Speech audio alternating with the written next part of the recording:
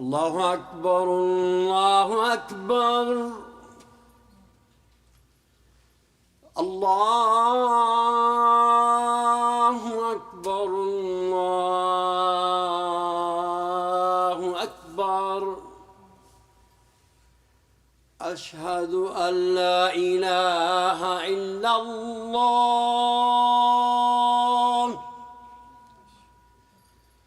أشهد أن لا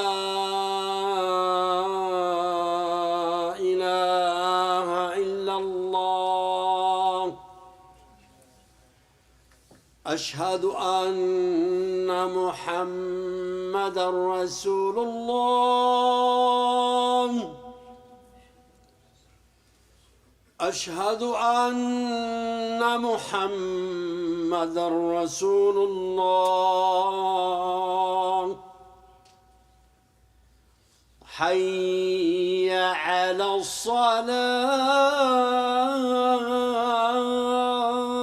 الصلاة حي على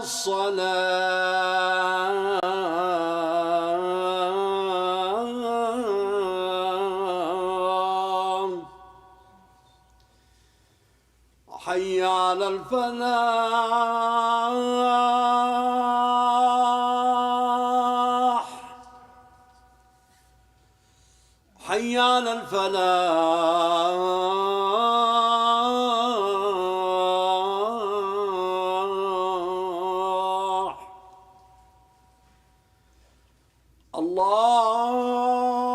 الله أكبر الله أكبر لا إله إلا الله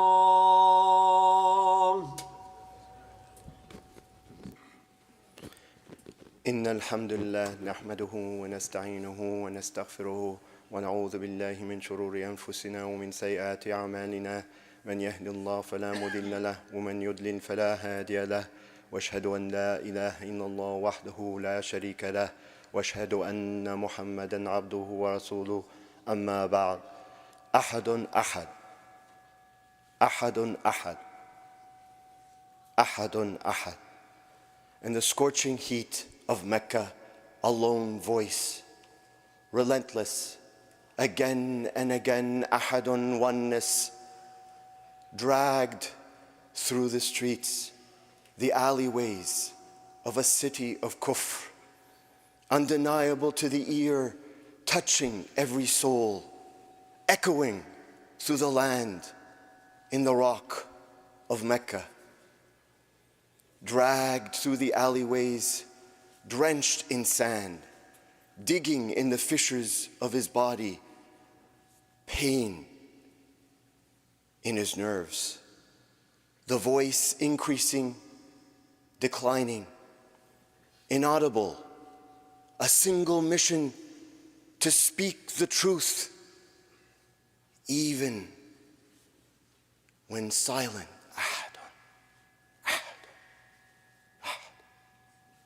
The story of Bilal, a man who believes that at every single moment, breath of air and heartbeat that you might have is a moment to speak the truth.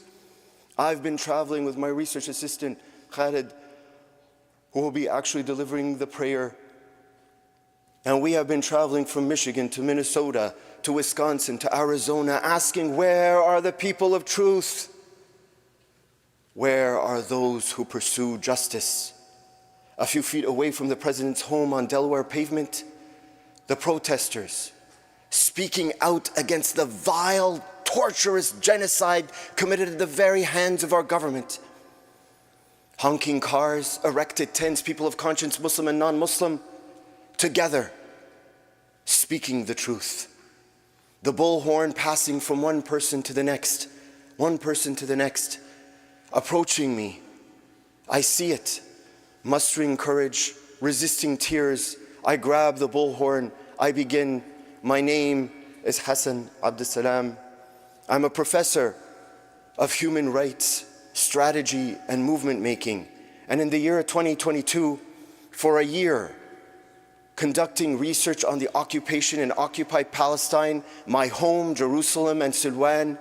There, we learn stories, incredible, unknown to the world. Sayyid, who fears for his father, constantly in prison just because of his political beliefs. And Brother Faris, who risks everything, traveling from the West Bank to Jerusalem to pray 2 rak'ahs in Al-Aqsa. And Sheikh Sami, wearing his thawb, walking the streets of Silwan, telling people, don't take drugs, don't commit adultery, and go uphill a few feet away and pray at Al-Aqsa under its glimmering golden dome. And our beloved Amran, for whom we don't know how he's doing, who travels with us, giving, sacrificing the little that he has, a car on the verge of breakdown, traveling throughout the country wherever we wish, worried about, can I get married early 20s because of the occupation, the checkpoints, the imprisonment, the torture, caring for one single parent mother, one of 4 siblings, his worry extraordinary. Because of these stories of brutality, my research assistant and I felt we had to provide advice, strategic information about what to do. And on the enclave of Al-Aqsa, under the Jaysh, the army of 100 men and women wearing shoes in the very mosque, under their nose we would strategize and organize with the youth to have a peaceful protest, to replicate the events of Tahrir Square in Egypt, but now in Jerusalem. Our assessment was that the state of Israel was brilliant in its marketing, casting itself as a beacon of righteous liberalism, when we saw autocracy, dictatorship at every turn on every street. We had to pierce the veil, the hidden stories. Come together, my youth, I said on the Mountain of Olives, overlooking the Dome of Rocks, my beloved youth, the people of the world don't know the suffering that you encounter, the daily checkpoints, the inability to speak, the breakdown, the constant entourage of friends who are attacked, the constant invitation to prisons and torture and humiliation of your parents. We must let the world know and invite the media, and let us go to the center of Silwan, hunker down with our parents and our friends and our children, erected tents, invite the media and speak out. Israeli intelligence would have none of that. And on December 1st, almost after 1 year, there I was walking towards Bab al-Silsila, Masjid al-Aqsa, a little after 6 p.m., the call of prayer, Salat al-Isha. And there I was walking, heading, a man who hates me greatly, and at every single gate there are Israeli forces. And there, before I reached the fence, the interrogation, he saw me, spotted me. A man who constantly frowns when he sees me go in and out with the youth. And today, he was happy.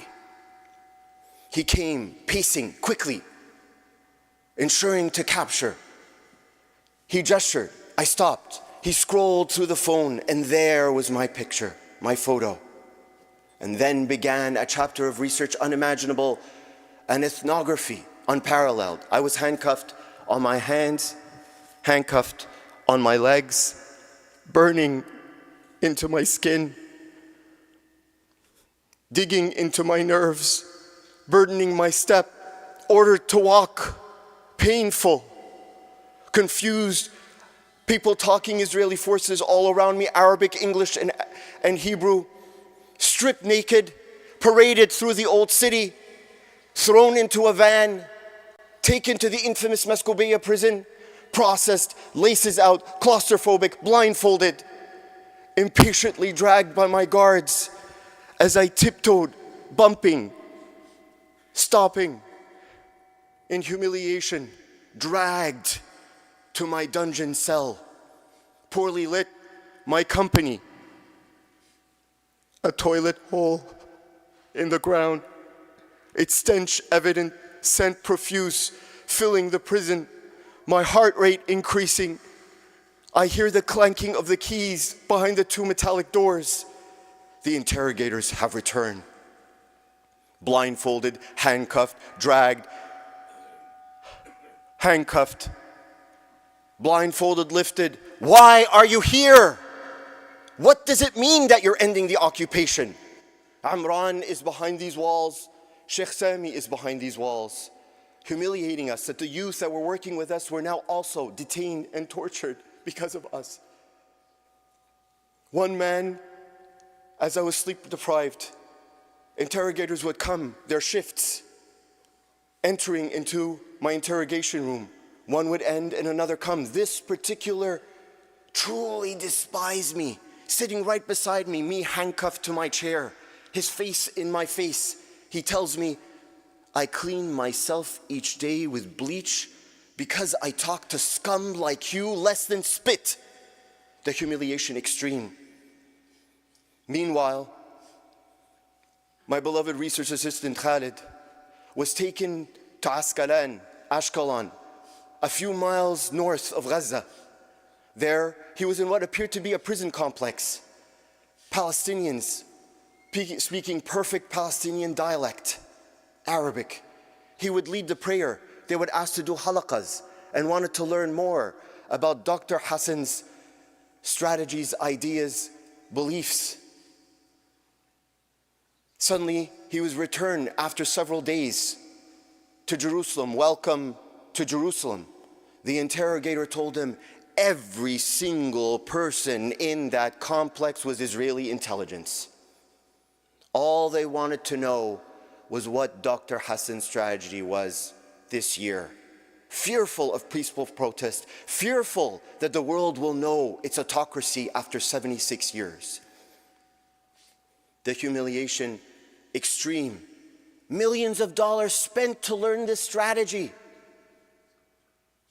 Efforts to cross the country, torture, detainment. And people come and ask, how could you have done this? Why did you speak out? We put our message on YouTube, asking the people of Palestine to come, still on YouTube, in Arabic. Khalid and I asked the people of Palestine to hunker down, for the world to know a means to end the occupation, a brutality that comes because the world perceives that the state of Israel engages in no wrong when it violates civil rights perpetually every day.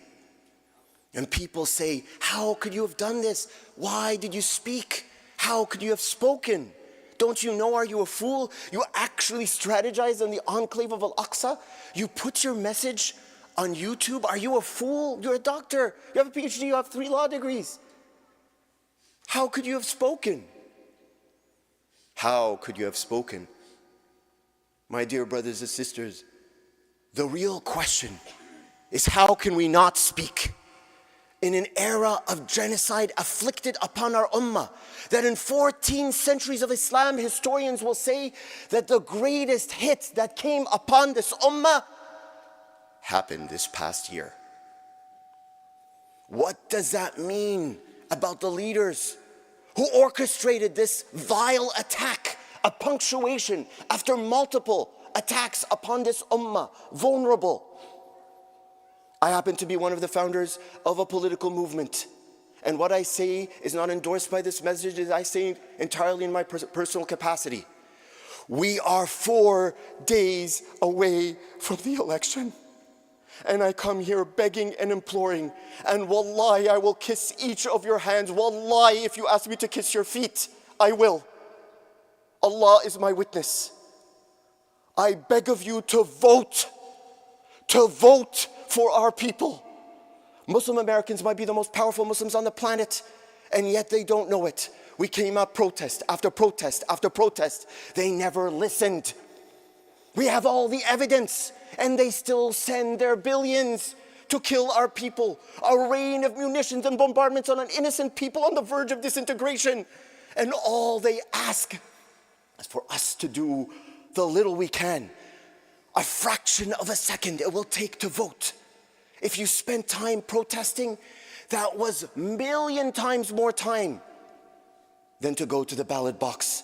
Now is early vote. Here we have carpooling to the polls. Bring your friends and family and colleagues and everyone to go and vote. Our strategy is to punish the vice president because of her genocide, to take the blame for their defeat, and in so doing buy power, such that we send a signal to the political landscape that you should never have ignored us, and that you must come to this community, Muslim Americans, and obtain their blessing for the candidates of the two political parties before you put any candidate that runs in the primary. Enough is enough. We will not tolerate these images televised, our children attacked, the amputated bodies, the bones we see through our children's skin. In our movement, we follow the words, 17th verse, in the 20th surah, the words of Sayyidina Musa, Ya Allah, you have favored me, and I will never side with the criminals. Dear brothers and sisters, never side with the criminals, the ones who promise you social security, universal health care, fighting climate change, forgiveness of student debt, and yet they shed blood across the planet. Remember the hadith of the Prophet ﷺ who said that the greatest martyr is Hamza, and the one who follows is a man who spoke out against an unjust ruler and was killed. Know that you will speak out against an unjust ruler and you will not be killed or tortured, and your children and your parents will not be ripped out from their basement. In fact, no one will even know who you voted for. Sayyidina Musa was asked to go speak gently to the Pharaoh. Dear brothers and sisters, walk gently behind the curtain at the ballot box. Speak the truth against the pharaohs in the White House. فاستغفرullah li wa lakum wa lil mu'minina jami'a. فاستغفرullah. Inna Allah kana ghaffara.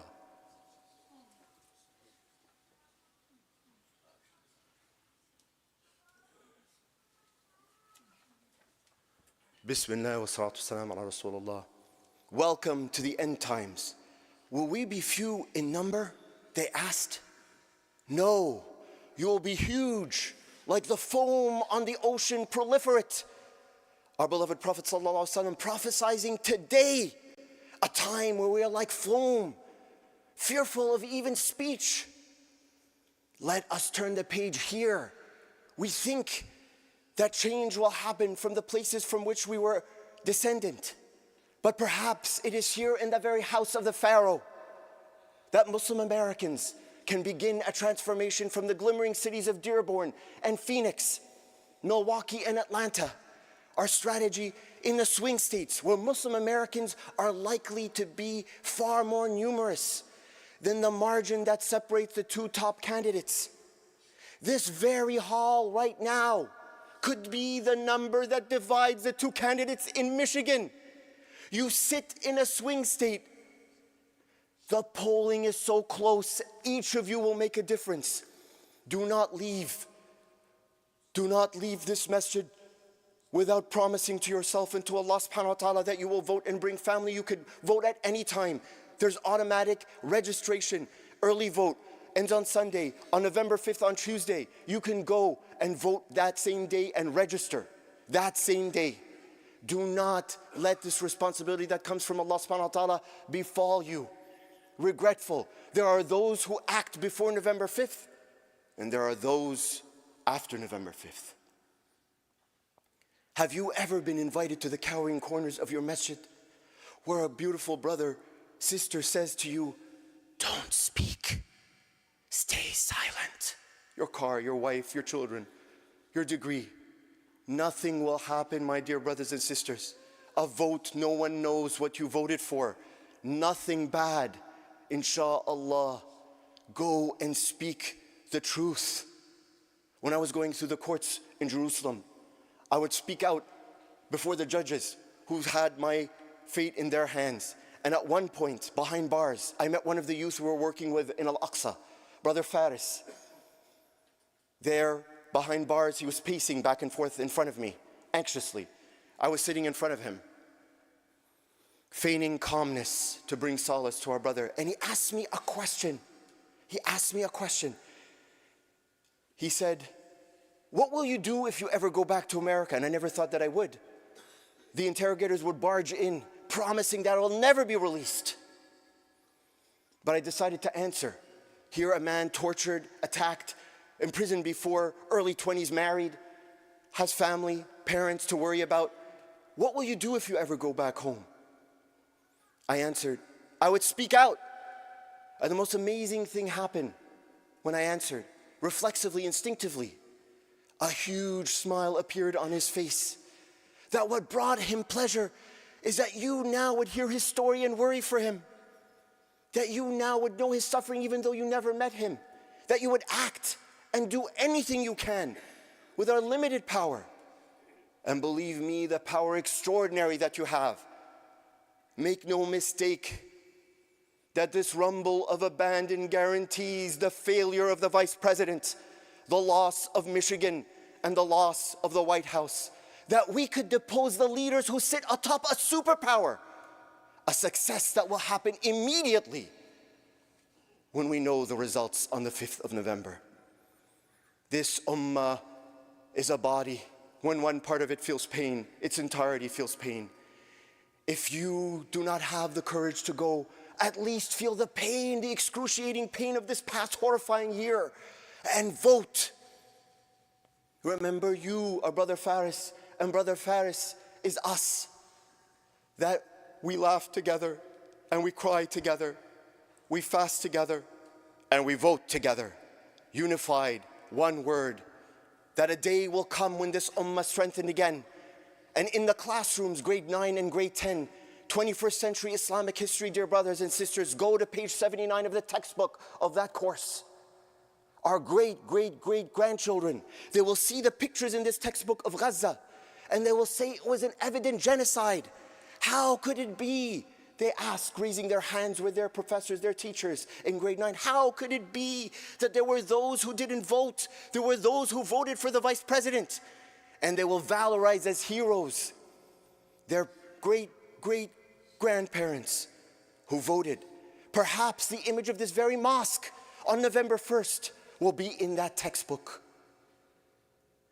Be history and turn the page and let us no longer be the foam on the ocean.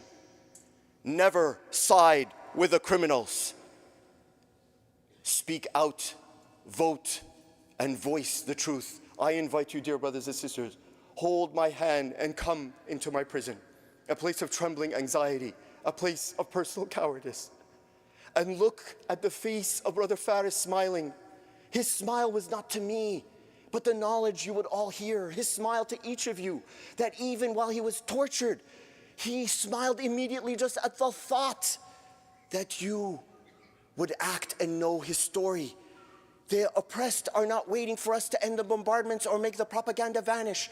Just the knowledge that you know and are doing something. If you don't want to vote, vote for Brother Faris. We are one body, this ummah. Do not let it be known that only a few of you came out from this mosque, but let it be known by history and by Allah subhanahu wa ta'ala that each of you came out and carpooled and polled and spoke out to your family and colleagues. There are still 4 days for us to make this happen, and the polling is so close. We will be known forever as the deciders of this election. And why? Genocide. Speak out, speak the truth. Victory is but a word.